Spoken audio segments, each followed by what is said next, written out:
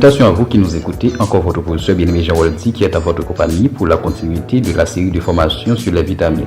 Aujourd'hui, le thème qu'on va aborder stipule ainsi. Que sont les vitamines hydrosolubles? Assurément, nous allons voir chacune de ces vitamines séparément et déjà, je vous souhaite la bienvenue.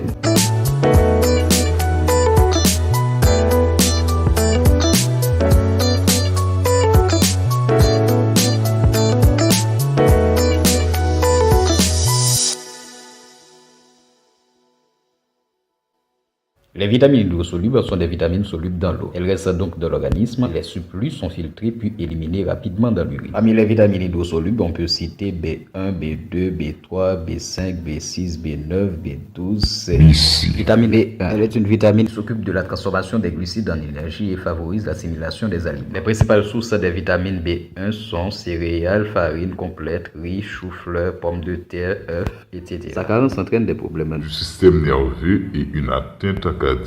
Vitamine B2. Cette vitamine est très répandue. On la trouve dans les protéines, viande, abats, œufs, dans la levure de bière, dans les végétaux. L'organisme ne la stocke pas. Sa carence se manifeste par des sécheresses d'intéguments, lèvres, peau, conjonctive, organes génitaux. En pratique, sa carence est toujours associée à la carence d'autres vitamines du groupe B. Vitamine B3. On trouve cette vitamine dans les fèves, les fruits, la levure de bière, les gemmes de blé, le foie, le poisson. L'organisme peut la fabriquer à partir du tryptophane, mais de façon insuffisante. Sa carence est avant tout liée à la malnutrition. Elle peut être favorisée par l'alcoolisme, la cirrhose, les syndromes de malabsorption, le diabète, l'hémodialyse, certains cancers, certains antibiotiques, antituberculeux. Les symptômes en sont la plaque qui se caractérise par une inflammation de la peau avec pigmentation sensible à l'exposition solaire. Cette inflammation touche aussi les intestins et se présente sous forme de diarrhée. D'autres symptômes neurologiques sont plus contestables, probablement liés à la carence associée d'autres vitamines. Le surdosage engendre des diarrhées, des rougeurs, une élévation de la glycémie, des hépatites. Vitamine B5, elle participe au fonctionnement et à la régénération des cellules. On la trouve dans les œufs, les abats. Vitamine B6, on la trouve dans les produits laitiers, les légumes verts, les viandes, les abats, les poissons. Sa carence peut provoquer des troubles neuropsychiques et cutanés. Vitamine B9, elle favorise l'assimilation des acides aminés. On la trouve dans les feuilles vertes des légumes.